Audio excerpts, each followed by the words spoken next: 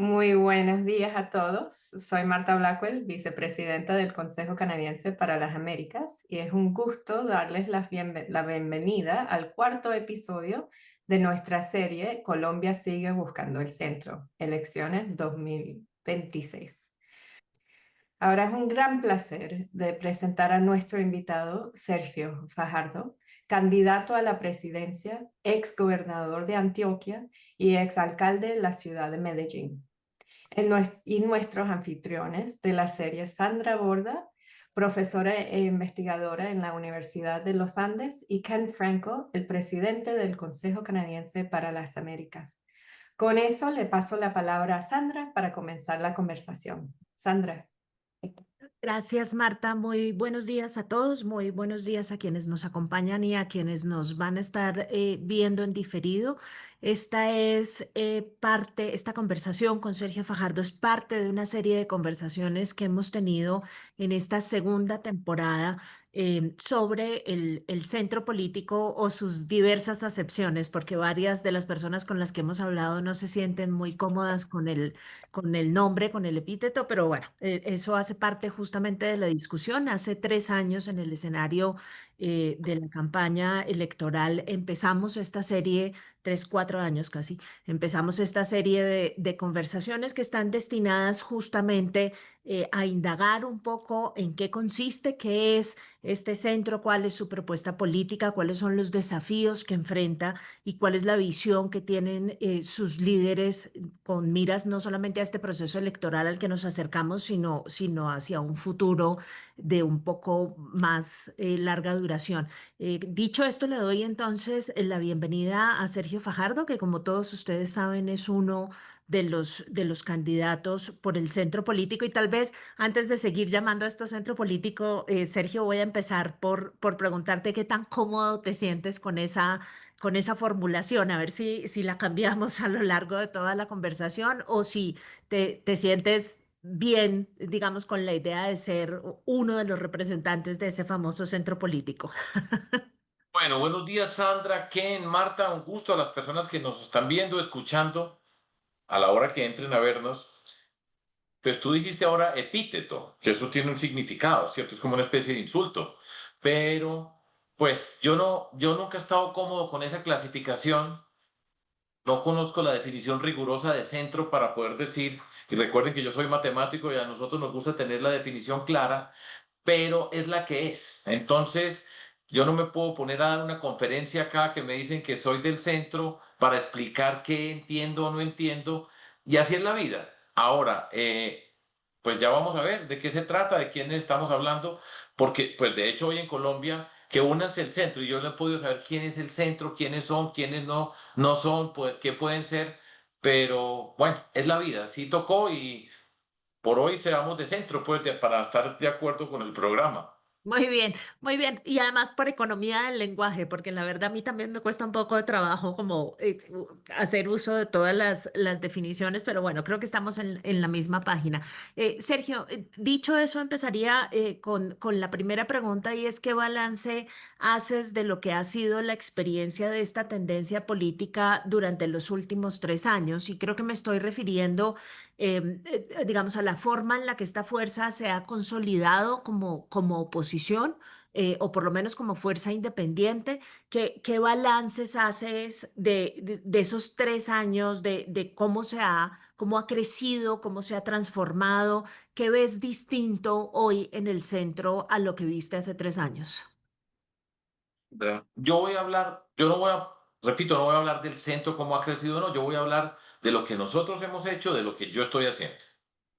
Y eso pues tiene su significado y ustedes sabrán preguntarme, contrapreguntarme y criticar lo que ustedes quieran.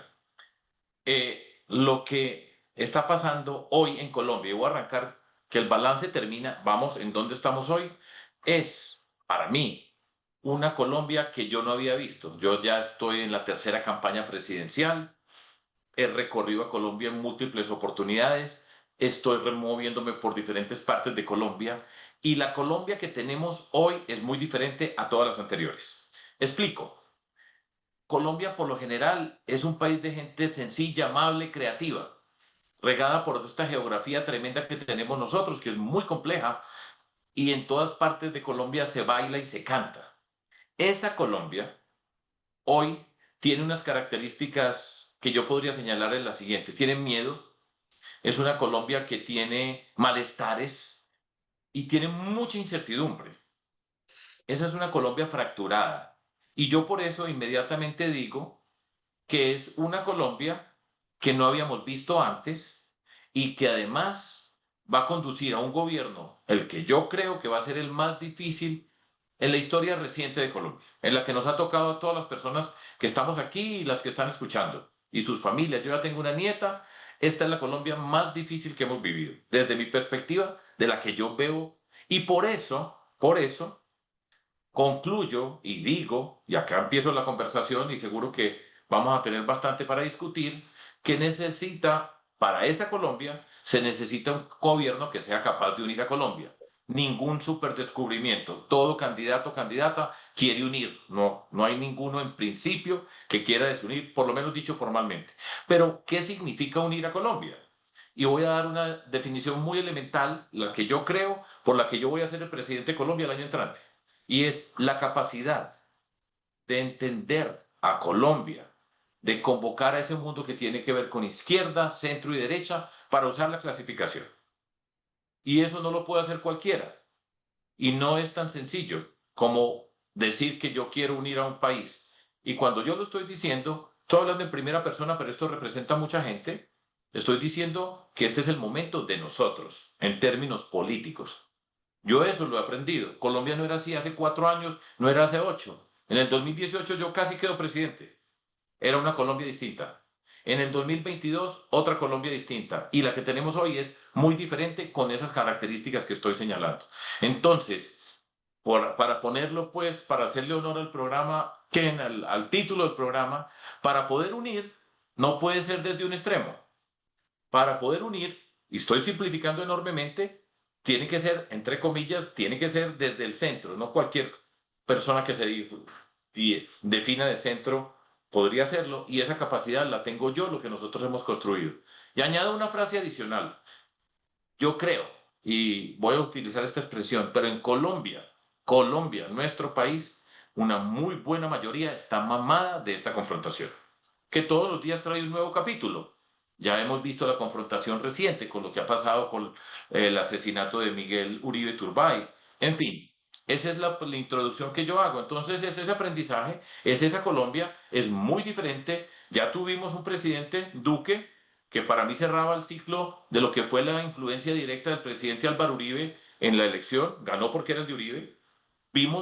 Estamos viendo en vivo y en directo el supuesto cambio que está asociado con la figura del presidente Petro. Él dice, pues, el primer gobierno de izquierda que tenemos en Colombia. Entonces, esto no lo habíamos visto antes. La polarización de hoy, la confrontación de hoy es muy diferente y llegó el momento entonces, para ponerlo en esos términos, del centro que es capaz de unir en la forma como lo estoy definiendo yo. Solamente antes de darle la pregunta, que en una pregunta de seguimiento, Sergio, digamos, estamos de acuerdo en el diagnóstico. La pregunta que tal vez tengo es si hay algo que se ha venido profundizando con el paso del tiempo y que tal vez ha empeorado de la elección presidencial del 2018 a la del 22, es justamente la polarización de la que estás hablando. Cada vez los extremos están más alejados del uno del otro y cada vez tienden a tener menos, digamos, a derivar menos réditos políticos de tratar de acercarse. Entiendo, digamos, que por simple equidistancia y por simple, digamos, tener posiciones un poco más moderadas, el centro tenga mayor ventaja comparativa a la hora de tratar de convocar al país completo, incluidos esos extremos. Pero quisiera saber un poco más sobre los mecanismos que tienes en mente para hacer eso, porque digamos, la confrontación, por ejemplo, del centro con la izquierda en la elección pasada no fue una confrontación fácil. La izquierda, digamos, se ha ido alejando y ha sido cada vez más crítica y cada vez más cruelmente crítica del centro. y ni se diga a la derecha, ¿cómo subsanar eso? Creo que lo que estoy tratando de decir en otras palabras es que el centro de una forma u otra no ha sido ajeno a la crueldad de la discusión y a la agresividad enorme de la discusión política que ha tenido lugar en Colombia, cómo estando en ese lugar, qué tipo de estrategias tiene para contribuir a que el país empiece a superar esa discusión tan absolutamente polarizada. Pues sí, y ya lo explico con todo el gusto, y esa es la pregunta, y aquí nos vamos a demorar un rato, pero se los explico de la manera como yo lo entiendo y lo que estamos haciendo nosotros hoy. Primero, cuando los extremos gritan, y entonces esos gritos se escuchan permanentemente. A ellos lo que les conviene es la polarización, la confrontación, que no hay más. Entonces, en términos de política, analistas dicen, van a desaparecer el centro. Y eso es totalmente contrario a lo que yo veo, siento y hemos visto. Estoy hablando de hemos visto, pero esa es la narrativa que quieren. Ya está aquí entre estos dos, ya nadie más existe. Ese es un proyecto político, es una forma de sacarnos a nosotros en principio del ruedo. Pero es falso porque, repito, la mayoría está mamada de esa confrontación. Lo que pasa es que es una mayoría silenciosa en muchos términos. Es una mayoría que no se expresa en las redes en el sentido de salir, gritar, insultar. Cada que yo diga esto, en las redes van a aparecer una cantidad de insultos inmediatamente, de un Mm, lado y del otro. Pero la mayoría de personas que están escuchando están de acuerdo.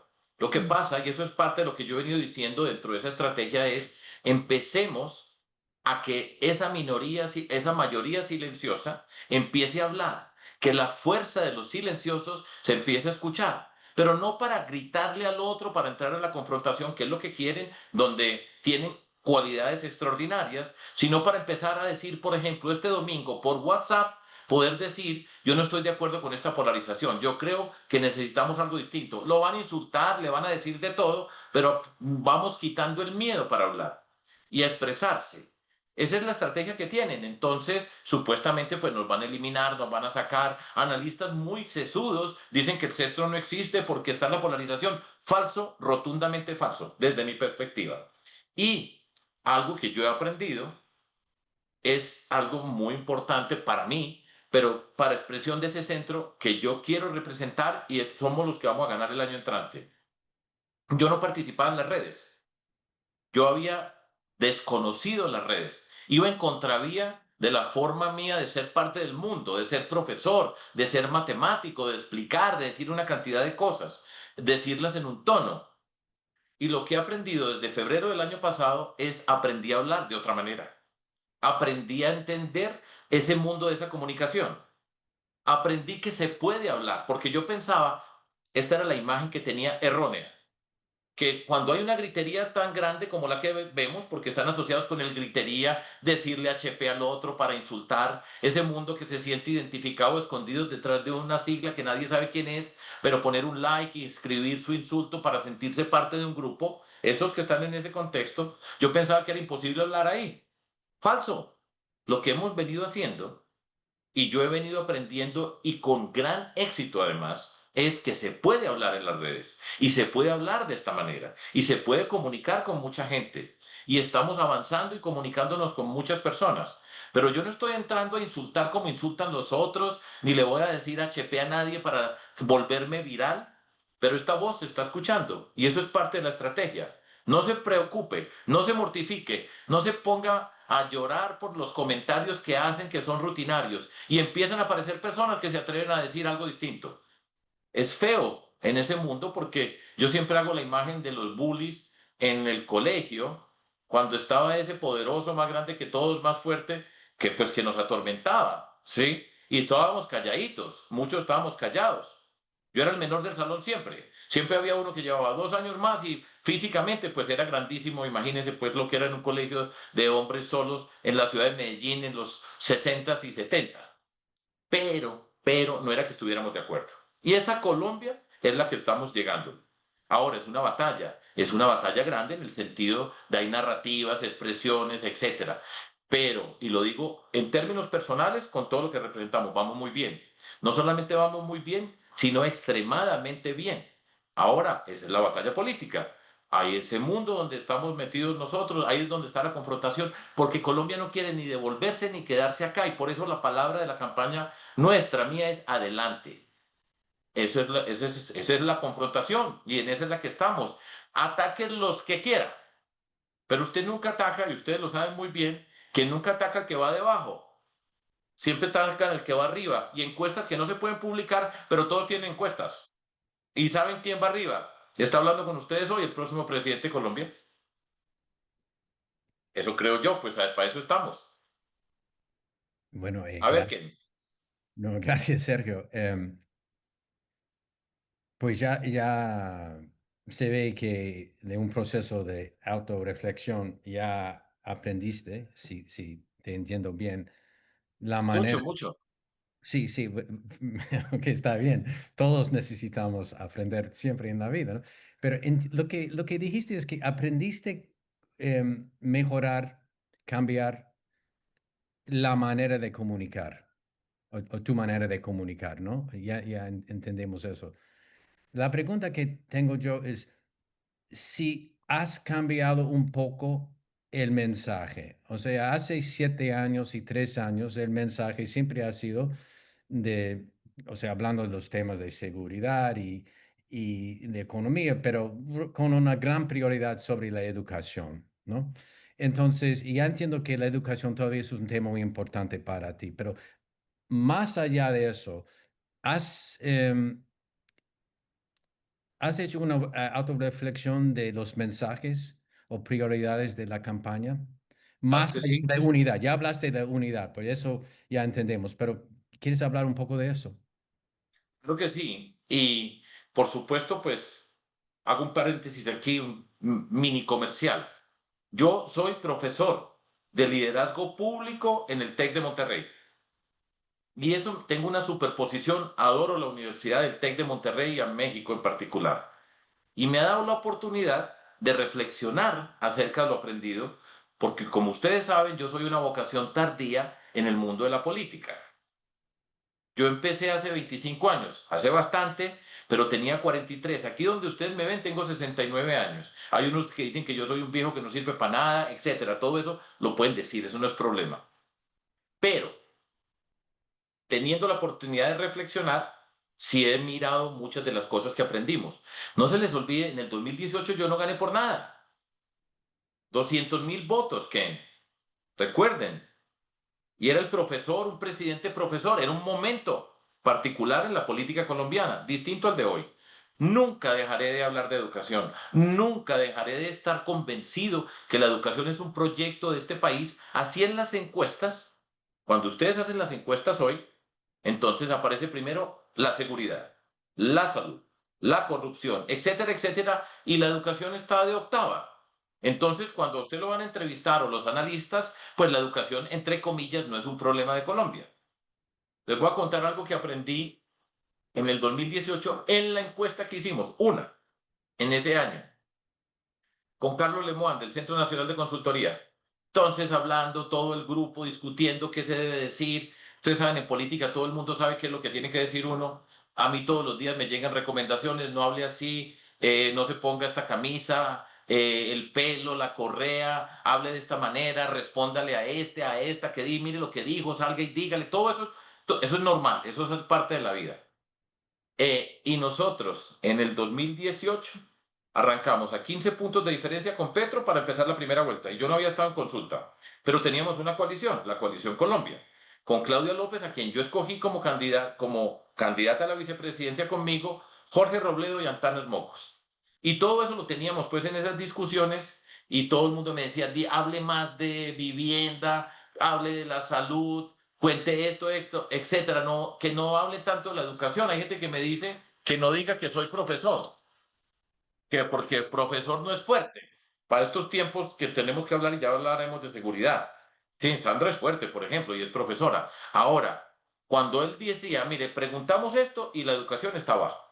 Hoy en Colombia la educación tiene que ver con que se tiraron el ICFES, dañaron un programa, no han cumplido con nada de lo que dijeron, pero la educación, entre comillas, no es problema. Pero Carlos Lemoine siempre dijo la siguiente frase, y recuerdo muy bien cuando la dijo en la reunión en que estábamos, estoy hablando de 2018. Dijo, Sergio, nunca deje de hablar de educación, porque cuando usted pregunte en Colombia cuál es la solución, todo lo que dicen los colombianos, la primera palabra que aparece para un colombiano, una colombiana es educación. La educación es esperanza. No va a ser parte central ahora de lo que estoy diciendo. Ninguna entrevista me pregunta por educación. Y lo primero es la seguridad. Pero yo estoy hablando de todos estos temas y repito, en el 2018 casi razones hay. Yo creo que en términos del análisis político, Sandra, no se ha hecho verdaderos análisis sobre qué pasaba y no pasaba.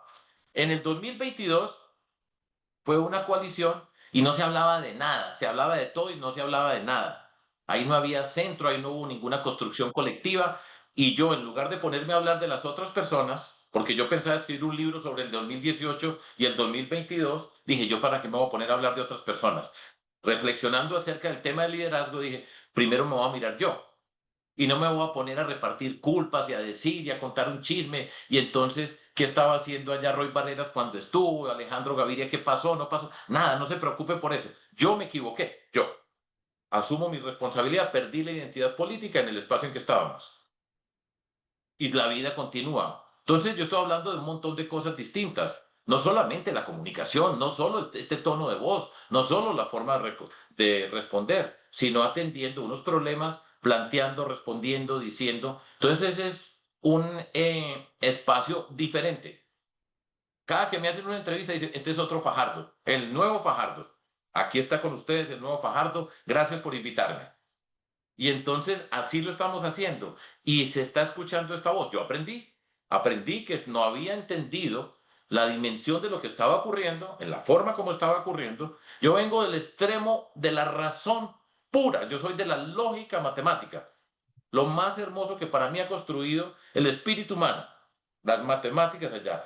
Más lejos de las emociones, muy difícil. En los teoremas no hay emociones, pero ya entendí. Y entonces he aprendido a hablar de muchas formas. Estoy contento, estoy tranquilo, porque además uno da lo que lleva adentro.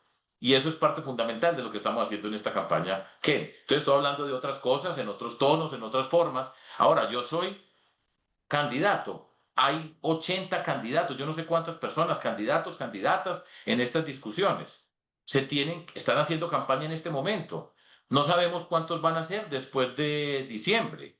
Algunos no van a recoger las firmas, otros sí, van a ser un montón de gente que tiene que lucirse, tiene que estar diciendo sus cosas. La campaña nuestra, la campaña mía es distinta a la de todos. Y yo soy diferente a todos. Y hay gente que le molesta eso. Pero es que no tiene nada de malo. El ser diferente no digo que sea mejor o peor, pero es diferente. Van tres. El camino político recorrido por nosotros es un camino político totalmente distinto. Nosotros construimos un movimiento cívico en enero del año 2000 en Medellín y yo aprendí a caminar en ese momento. Yo nunca estuve en política para ser presidente de Colombia. Cuando empezamos en Medellín, que cambiamos esta ciudad, no era que aquí voy a ser alcalde para después ser presidente. Ahí estábamos y la transformamos. Entonces el camino es distinto, la forma de la política es diferente. Yo no crecí en un partido político. Eso, repito, es una construcción distinta, con sus fortalezas y sus debilidades, que las tiene, por supuesto. Y eso es lo que yo represento. Y por eso es que yo estoy hablando aquí con ustedes hoy por principios. Como les dije, ya tengo 69 años, tengo nieta. ¿Sí? Y voy a ser el presidente de Colombia de 70, voy a ser el más viejo de Colombia. Calculen ustedes, pues. Pues Mira, vamos, Sergio, vamos bien. Sergio, yo tengo 70 años y tres nietas, entonces eres joven todavía, a Seguro. mi manera de ver, pero Sandra es una bebecita al lado de nosotros. Gracias, gracias. pero sí, pero es la manera de involucrar otra generación, Sergio, por eso Claro que sí. estar con nosotros. Pero una pregunta más, si me permites, en ese tema. Em, bueno, entonces, como tú dices, la seguridad es la prioridad número uno, se supone, según las encuestas en Colombia. Pero escuchando lo que acabas de decir, tú estás hablando, pues me imagino tú puedes hablar de seguridad y el plan que tiene y la diferencia entre la izquierda y la derecha, por decir. Pero yo creo que lo que yo acabo de escuchar es, tú estás hablando más de la prioridad de demostrar su capacidad de liderazgo. Sobre todo ahora en Colombia, y pues hace unos años que había em, pues ideas que lo que falta a Colombia es liderazgo sólida. Entonces es parte de tu campaña de demostrar que realmente tú has sido un líder contundente y puedes ser un líder ahora en esos tiempos tan difíciles para Colombia. Parte, claro, es parte. Y aquí estoy yo porque es que además gobernar es muy difícil.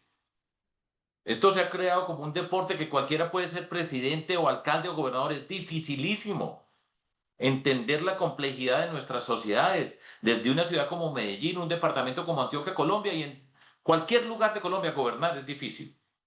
Y la experiencia no se improvisa. Uno se va transformando y va aprendiendo. Yo fui escogido el mejor alcalde de Colombia y lo digo con todo el orgullo. Nadie lo va a decir en política, nadie va a decir, Sergio, usted que fue tan buen alcalde, ¿cómo le parece? Nadie me hace esa pregunta ni me dice eso, ninguno de ustedes me lo va a decir. Usted que fue tan bueno, a ver qué nos dice ahora, nadie. Yo lo tengo que decir. Y por supuesto lo digo. Y lo digo con el orgullo. Cuando digo yo es porque una de las características es la capacidad de conformar equipos para resolver problemas. La tenemos, la tengo y me encanta liderar. Por ejemplo, en el tema de seguridad, yo veo personas que no han visto un policía en su vida y porque gritan, porque insultan, porque dicen que van a perseguir esas ratas hasta el fin del mundo, hasta que los tengan enterrados. Entonces dice la gente, ese sí es valiente, uy, ese sí es ese es el bueno para la seguridad. Entonces yo, que fui alcalde, que me tocó tramitar el tema de la seguridad en la ciudad de Medellín, que fui gobernador de Antioquia, que me tocó tramitar y alrededor del tema de la seguridad en el departamento de Antioquia, que he trabajado con generales, con coroneles, con policías, con soldados, que sé hacerlo y además lo hicimos muy bien, porque nadie ha preguntado, por ejemplo, Sandra, nadie le ha preguntado a alguien que haya trabajado conmigo en seguridad qué tal era Fajardo manejando un consejo de seguridad y pregúntele a los generales cómo es Fajardo trabajando la seguridad, cómo trabaja con cada uno, cómo cada uno tiene tareas. Ahora, Fajardo siempre respeta. Yo siempre respeto y no voy a dejar de respetar. Y siempre voy a tratar a las personas de manera decente y no voy a dejar de ser decente para convertirme en valiente. Entonces, todo eso no lo regalan. Eso no lo regalan. Entender la complejidad, por ejemplo, el departamento de Antioquia, que es mi tierra, que tiene una cantidad de fortalezas, pero la complejidad y los problemas de Antioquia son mayúsculos.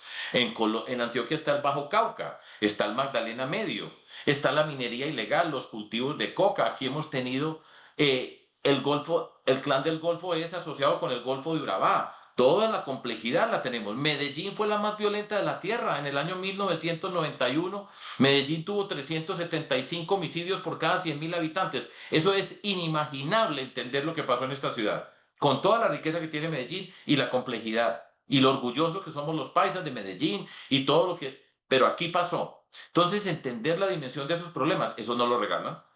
Eso tiene experiencia, tiene conocimiento, hay que saber gobernar, hay que saber entender los problemas, la dificultad que se tiene tramitando lo que uno tiene como gobernante. Entonces, por supuesto que yo tengo que decir eso.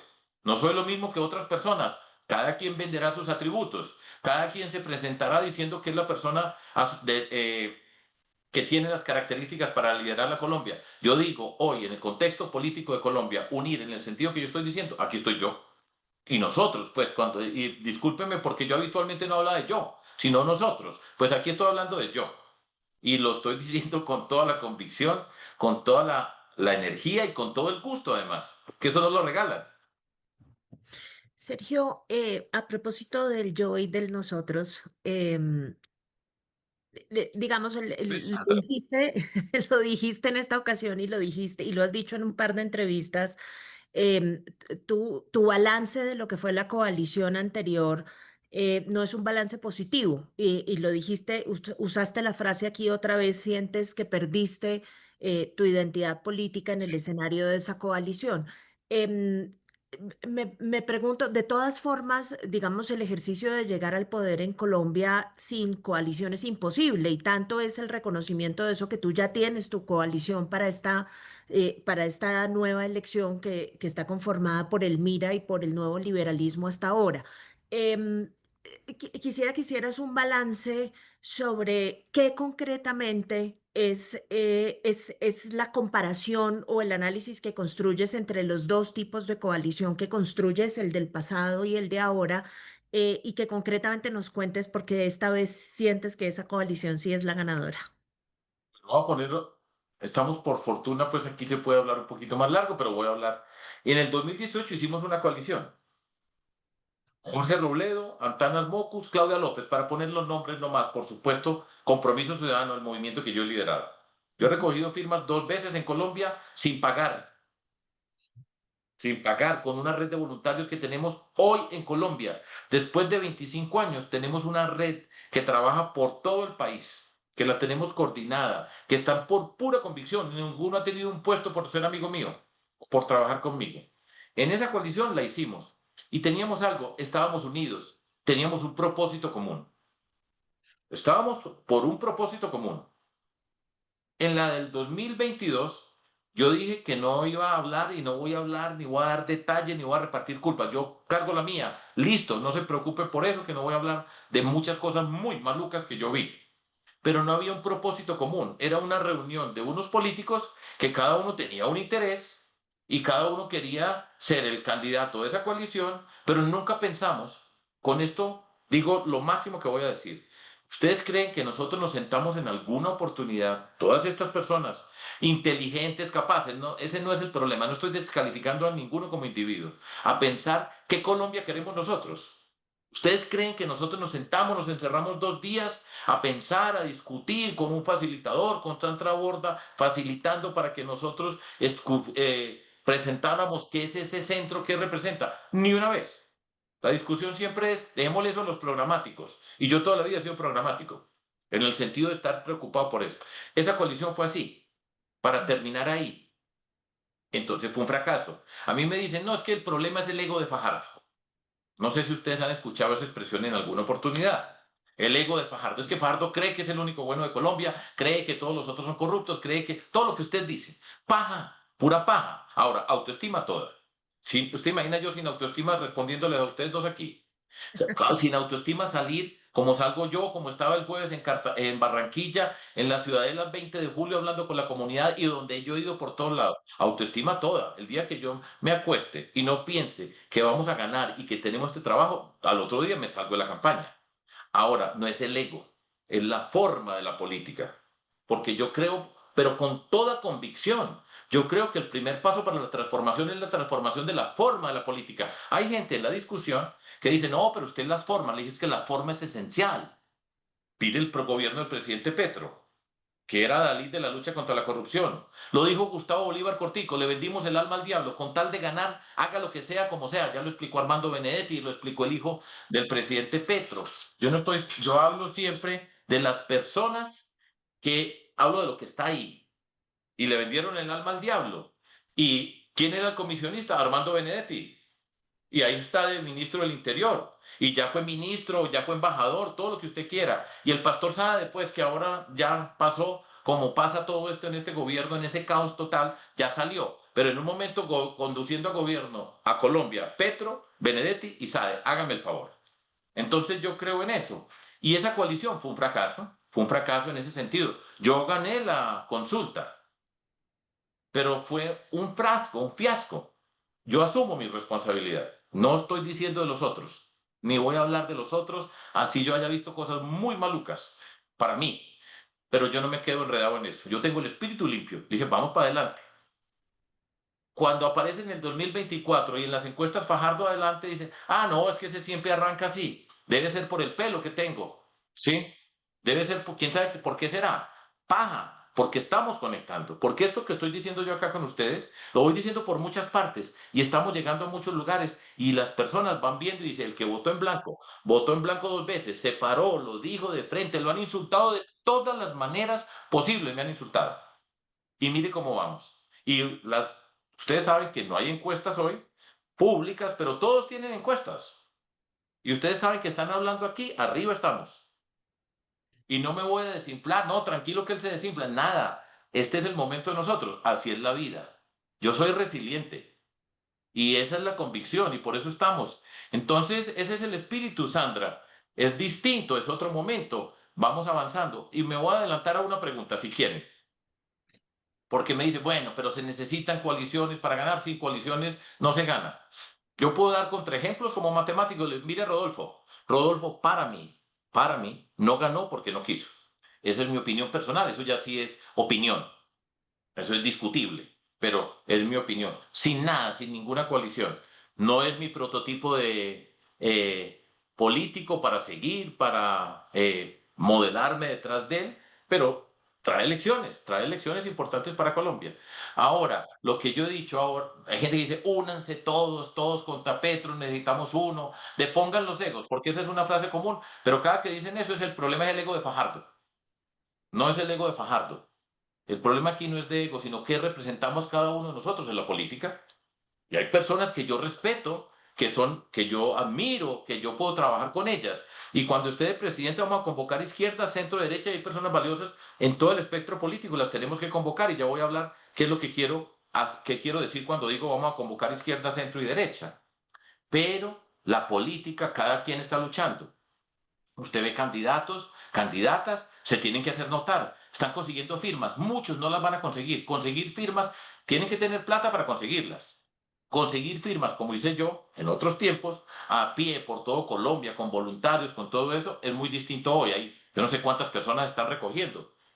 Además, con la condición de seguridad que tenemos hoy en Colombia, que no es cualquier tontería lo que está pasando y lo que se siente en el ambiente y entonces se tienen que destacar. Entonces se hacen un examen toxicológico para demostrar que no consumen drogas. Entonces los entrevistan y dicen, y Petro hagas el examen. Yo nunca digo ese tipo de cosas. Otros convocan a que no nos insultemos. Yo nunca insultaba a nadie. Yo que tengo que ir a firmar para insultar a nadie si a mí me han dicho que yo soy tibio porque no, porque soy respetuoso.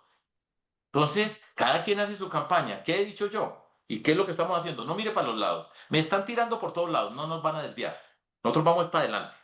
Y digo, dele, dele, tranquilo. Y en diciembre vemos. Y en diciembre veremos de esos 80, habrá 3, 4. Ahora, cada quien se tiene que lucir, legítimo. Yo no hablo mal de ningún candidato o candidata. Cada uno tiene su recorrido en la vida. El mío es este, es distinto al de todos. Es distinto, es que yo soy el de la tercera campaña.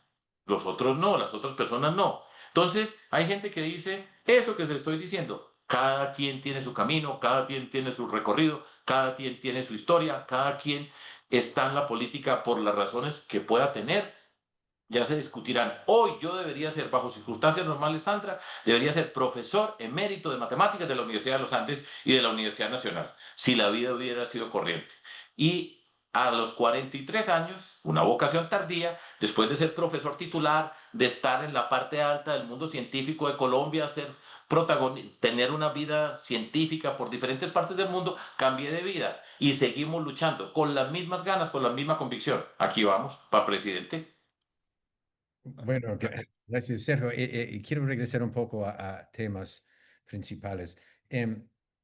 Dado los desafíos que tiene la economía colombiana ahora, ¿cuáles serían las bases de tu plan económico para Colombia? Y si quieres, ¿cómo se diferencia eso a los demás? Mire, todavía no sabemos qué es lo de los demás, que me da pena, porque es Sí, que este no es el momento de las propuestas. Me da pena pues tener que decir esto. Yo te puedo decir algo y te voy a contestar, ok. pero son personas que no son candidatos, tienen que estar diciendo, planteando, eso está bien. Mauricio Cárdenas es un señor inteligente que ha trabajado toda la vida en el Estado, fue ministro de Hacienda, entiende de finanzas. Todo eso hace parte de esto. Pero es que esta campaña se precipitó. Y además voy a señalar algo, Ken, Sandra y a las personas que nos están escuchando. Falta todavía casi un año. Aquí puede pasar mucho. ¿Ustedes creen que esto ya quedó paralizado aquí donde estamos? Por supuesto que no. Lo que viene, lo que falta, es mucho en el sistema de salud, en los temas económicos. Estamos discutiendo en el Congreso de la República el presupuesto del año entrante. Se ha pedido una reforma tributaria, hay un déficit fiscal gigantesco. La norma que dicen los economistas es tiene que reducir el tamaño del Estado y tiene que hacer una nueva reforma tributaria. Pero esto requiere una reflexión más profunda que, y yo tengo tremendo equipo que trabaja conmigo, pero observemos lo siguiente. Problema, la seguridad. Yo digo que hay 4 temas que lo dicen ya hoy todos, las personas lo dicen, que están en cuidados intensivos. La seguridad, la salud, el tema energético y el déficit fiscal.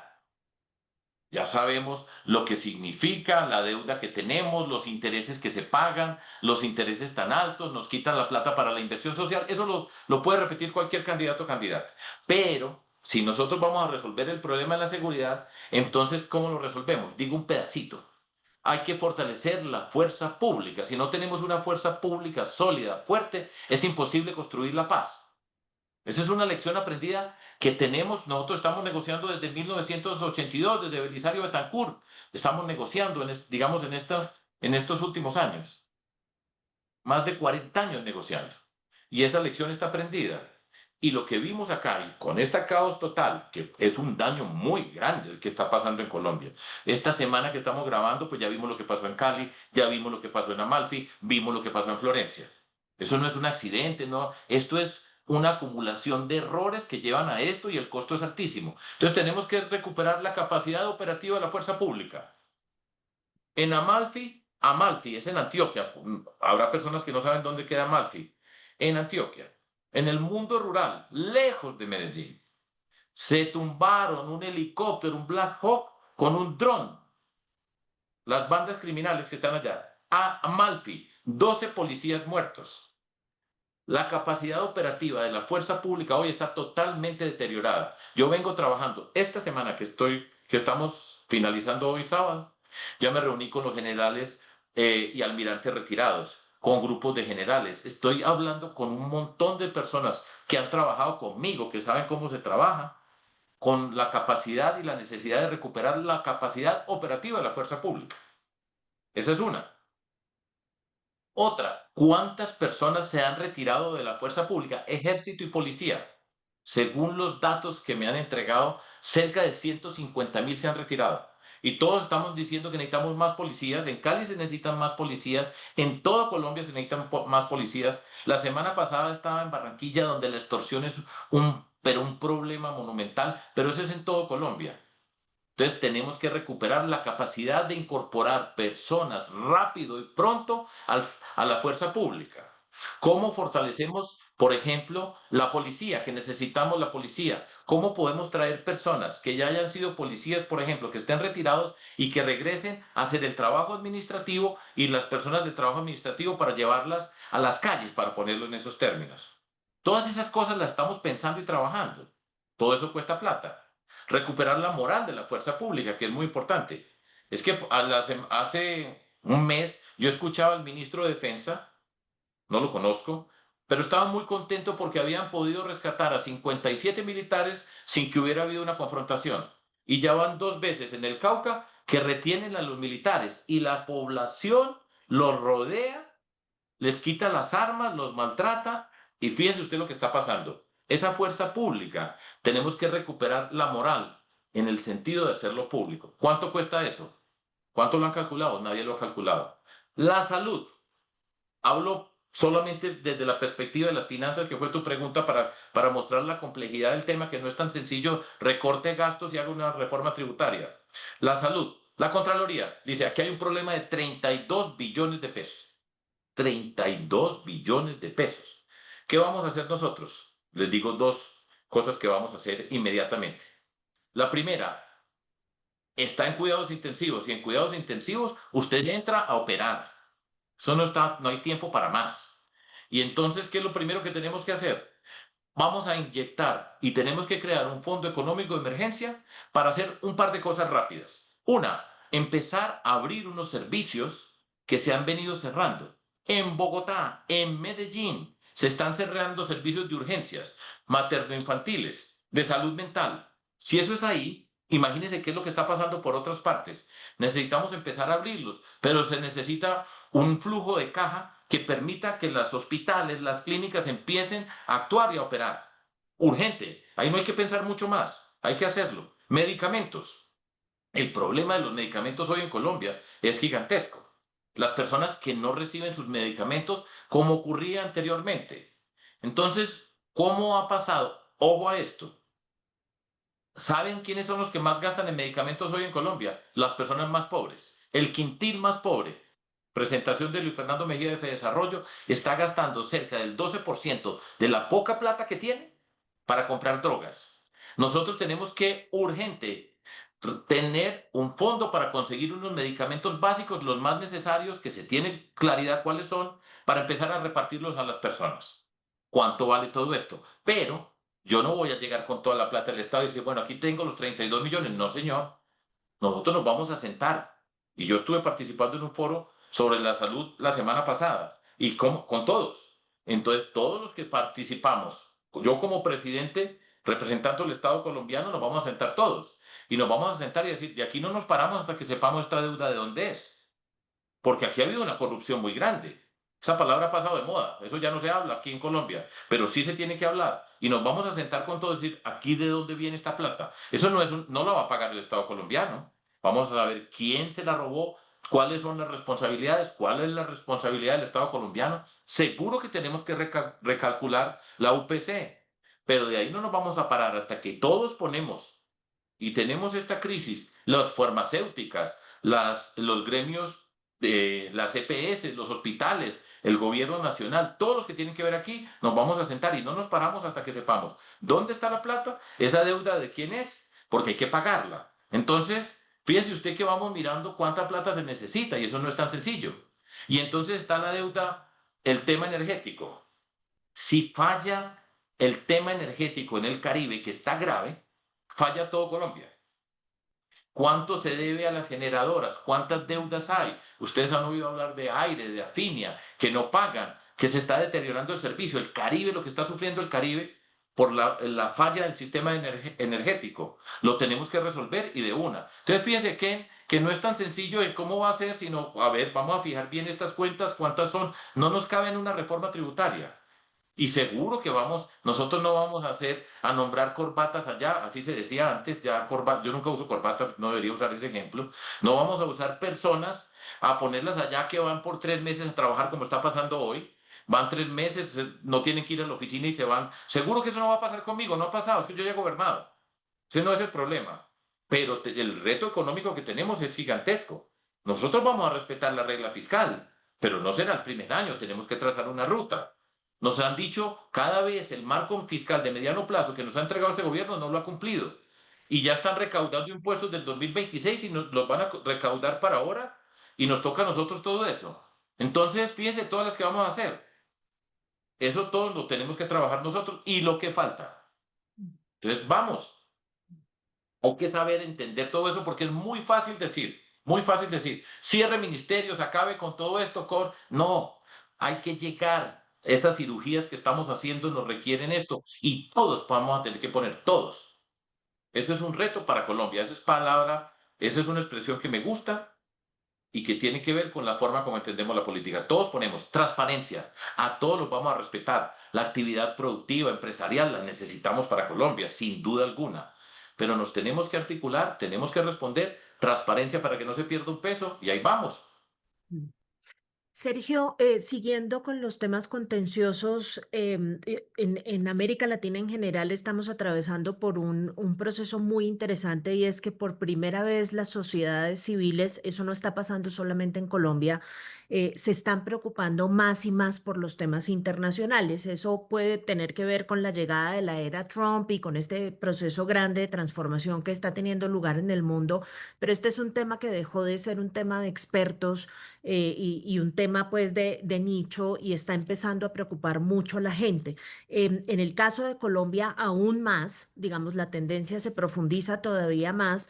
Y por esa razón quisiera simplemente que hicieras dos ejercicios. El primero de ellos, que nos contaras cuál es tu diagnóstico de lo que ha pasado estos 3 años en materia del relacionamiento de Colombia con el mundo y sobre la base de ese diagnóstico que tienes, ¿cuál es tu plan? Diagnóstico, caos. Bien, eso no puede depender que cómo se despierta el presidente o a qué hora se despierta para escribir un tuit. Estoy siendo injusto, usted me dice. Por favor, siéntase con la libertad de objetar lo que estoy diciendo yo. No puede manejarse las relaciones internacionales así. Sandra es internacionalista, Ken es internacionalista y yo soy un matemático. Pero aquí lo que se necesita es entender la relación con cada país y en qué forma estamos. Con los Estados Unidos en particular. El presidente de allá es el presidente Trump. Que me guste a mí o no me guste es otro problema, pero yo represento los intereses de Colombia, así como yo soy el presidente de Colombia, independientemente de que a un presidente o una presidenta le pueda gustar yo o no. Entonces hay que saber respetar y hay que saber entender cuáles son los canales de las relaciones. Eso no se improvisa, eso no es de un día para otro, eso no es que llegue un presidente y se establecen las relaciones. Con los Estados Unidos tenemos unas relaciones ya de muchos años. El Plan Colombia, para poner una muy importante para Colombia, a comienzos de este siglo. O sea, hay unas relaciones que tenemos que cuidar, vamos a tener que remendar porque están rotas, porque el presidente Petro quiere que le quiten la visa para decir que se va a enfrentar al imperio y que el pueblo latinoamericano se va a levantar para enfrentarse a Trump. Y le dice Trump, me pueden asesinar, pero no van a asesinar la épica latinoamericana. Eso no es relaciones exteriores. Eso es un delirio de un presidente que cree que es la mezcla de Simón Bolívar y Gabriel García Márquez. Bravo, duro, duro ser esa mezcla. Y así se está comportando. Entonces, ¿eso qué lleva? Pues un daño, es un daño serio. Hay que volver a la prudencia, a saber hablar cuando corresponde hablar, a establecer las relaciones que existen. En Colombia desde hace muchos años hay relaciones con el Congreso de los Estados Unidos, hay congresistas con que se tienen interacciones. En fin, todo eso lo tenemos que recomponer nosotros. El 30% de las exportaciones de Colombia van para los Estados Unidos. Entonces, si le gusta o no le gusta el presidente Trump, ese no es el problema que yo tengo que resolver. Yo tengo que actuar con la inteligencia para que no se perjudique Colombia. Hoy tenemos, fíjense ustedes, en medio de todo este caos, Sandra, entre comillas, tenemos ventajas porque solamente nos han puesto 10% de arancel y, por ejemplo, a Brasil el 50%. El café de nosotros, que ha sido motor de toda esta economía en estos tiempos, que no tiene nada que ver con el gobierno nacional, tiene una ventaja. Así es, entonces hay que tener inteligencia para entender las cosas y para actuar. Entonces, por ejemplo, con China. Pues tenemos que tener relaciones con China. Toda América Latina tiene con China. Para muchos países ya China es el primer país con el que tienen relaciones comerciales. Nosotros tenemos que tener relaciones con el sudeste asiático, con Asia, con China. Pero para tener relaciones tenemos que tener la capacidad exportadora, el desarrollo productivo de nosotros para qué exportamos y cómo hacemos. Se fueron a China a una misión. ¿Con qué llegaron? Con nada. Ni las visas nos quitaron a nosotros los colombianos, a todos los otros se las quitaron. Pero por supuesto que es que esto no es un deporte, esto no es un deporte superficial. Hay que tener preparación, hay que tener organización, hay que saber entender cómo se negocia y cómo se establecen relaciones con otros países. Y tenemos que hacerlo. Y eso no significa que nosotros estamos en guerra con Estados Unidos, ni más faltaba, sería la tontería más grande del mundo, un error gigantesco.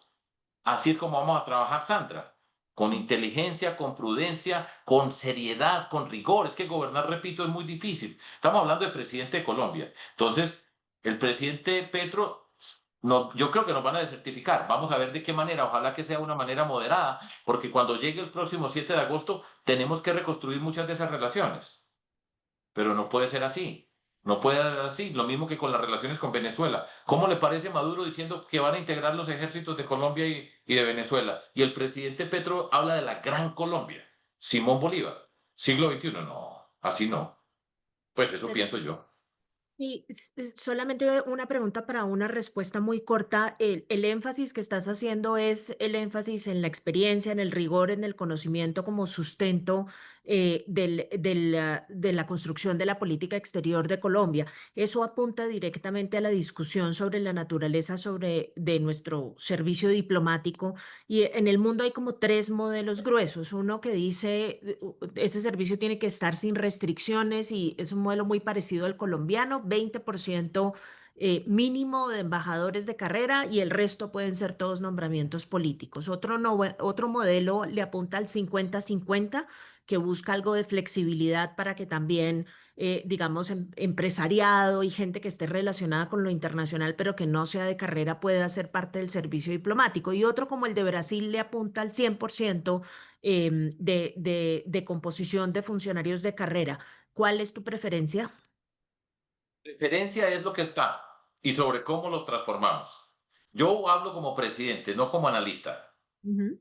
Y ustedes pueden hacerlo y sugerir y yo entiendo perfectamente eso. Esto es lo que tenemos. Hay que aumentar la carrera diplomática. Hay que fortalecerla, hay que llevar a las diferentes regiones de Colombia, que otras personas puedan participar. Yo creo que, por ejemplo, han crecido enormemente, y tú lo sabes muy bien, los estudios internacionales. Hay muchas personas que hoy están estudiando ciencia política, relaciones internacionales que tienen la capacidad para entrar a hacer esa carrera, ampliar la carrera. En la carrera existe, en la estructura de nuestro país, existen una cantidad de personas que están formadas. Perdón que aquí me están interrumpiendo. Perdón que es mi hermanita la menor. En la casa de ella yo le digo que me deje tranquilo a Silvia Elena, mi hermanita, pero bueno, ella me está ofreciendo algo porque me cuida aquí. Yo soy el mayor de la casa y ella es la menor. Entonces, cuando yo estoy acá, me vengo para la casa de ella y me contempla todo el tiempo. Pero bueno, perdónme, estoy muy serio aquí, pero retomo. Entonces, aquí tenemos una carrera, hay funcionarios muy valiosos, la tenemos que seguir incrementando y tenemos que ir aumentando eso. Ese es el paso, impulsar fuertemente la carrera diplomática. Y yo hay muchas personas que quieren ser parte de esa carrera y parte de nuestro trabajo será ampliar más y más. Ha venido mejorando, ha venido mejorando. Este gobierno ha sido una calamidad. A mí me da mucha pena, pues, pero dice, es que no hablen más de Petro. Yo oigo gente, pero entonces, ¿de quién hablamos? ¿De quién vamos a hablar ahora? 4 cancilleres, 4. ¿Ustedes saben lo que significa eso para las relaciones internacionales? Cuando va a cualquier país, la nueva canciller, que no la conozco, no puedo decir nada sobre ella en términos personales, pero ella se va a presentar ahora otra vez. Y hace 5 meses estaba Laura Sarabia, y entonces estaba Murillo, y estaba Leiva, y Leiva dijo todo lo que dijo. ¿Ustedes creen que a nosotros nos toman en serio? Por eso es que gobernar es en serio. Esto no es un chiste, esto se convirtió en un deporte. Y cualquiera puede gobernar. Bueno, pues estamos en una democracia y es legítimo que entiendan, pero gobernar, esto es muy fregado, esto es duro, difícil, apasionante. Yo no estoy pagando aquí una pena y voy a tener que ser el presidente de Colombia porque tengo que pagar una pena, no, porque quiero, porque creo. Ahora, vamos para un reto muy grande. Ahí vamos. Sergio, una preguntita más, muy corta. A ver qué. Sabes que hay unas tendencias, hay una tendencia por algunos en América Latina que América Latina debe tomar una posición más neutral eh, o en general en asuntos del mundo, o sea, internacionales. El presente gobierno actual de Colombia se mete mucho, o sea, por lo menos por tweet. Por ejemplo, se mete mucho en temas del Medio Oriente, no tanto en la invasión de Rusia hacia Ucrania, por ejemplo. ¿Qué piensa usted qué debería ser el papel de Colombia en el mundo o en América Latina en general? ¿Debe tomar una posición más activa o hay un punto norte para ti en ese debate? Pues mire, yo creo que a esto hay que ponerle seriedad. O sea, eso no puede ser que el presidente, porque está por ahí en un discurso, decide romper relaciones con un país, acaba con esto, insulta a un presidente u otro. Las relaciones internacionales no pueden depender que si yo soy el presidente y si me gusta o no la presidenta del Perú. Colombia tiene que tener una relación con el Perú. La, la relación que se tenía con el Pacífico, México, Perú, Chile, Colombia, importante para trabajar en bloques. Pero tenemos esa enfermedad latinoamericana que es una enfermedad muy seria. La incapacidad de ponerle orden a las cosas depende de nuestras emociones, las relaciones, y estamos hablando de los intereses de nuestro país. Entonces, hay que ponerle seriedad a eso. Yo soy el presidente de Colombia y donde me relacione con el mundo va a ser relacionado desde los intereses de nuestro país. Ser capaz de buscar alternativas para trabajar con otros países. Por ejemplo, doy un ejemplo en el tema de medicamentos. que viene desde el COVID, ya que hablé un poquitico de salud, les hablé de las acciones de emergencia. Si nosotros fuéramos capaces como latinoamericanos de juntarnos como países para comprar unos medicamentos como países y comprarlos, seguro que podríamos conseguir unos precios mucho más baratos, mucho más bajos. Pero aquí, si al presidente no le gustó el de otro país, entonces se acabaron las relaciones. Esa es una mediocridad de nosotros. Esa es una enfermedad que tenemos que es muy dañina, que es costosa, porque todo nos toca, vuelva y arranque. Entonces yo voy a tener relaciones serias con todos los países.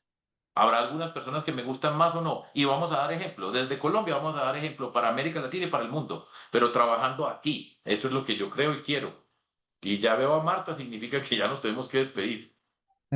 Pues ya hicimos la promesa de una hora y no más. Estoy viendo la hora. Y bueno, muchísimas gracias, Sergio, A Sandra ustedes. y Ken, por esta gran conversación. Gracias a todos por estar con nosotros hoy y los invitamos a seguirnos en las redes sociales para recibir noticias sobre los próximos episodios de esta serie.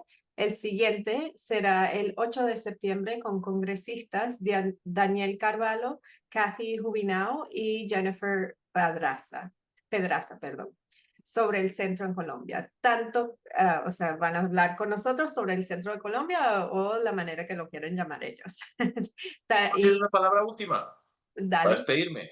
Estamos en política. Por El que no favor. anuncia no vende. ¿Sí? Entonces, voten por mí. A todas esas personas que están escuchando, no les dé pena. Vamos a salir de esas voces silenciosas que están fastidiadas, mamadas con todo esto. Empiecen a hablar. Y vamos a ver la fuerza de la voz de los que tenemos, estamos en silencio, que somos la mayoría. Y aquí está el próximo presidente de Colombia. Gracias. gracias, Sergio. Y gracias a todos. Recuerden que los videos van a estar en línea y gracias por acompañarnos hoy de nuevo. Chao, chao. Chao, buen día. Buen Chao. día. Gracias.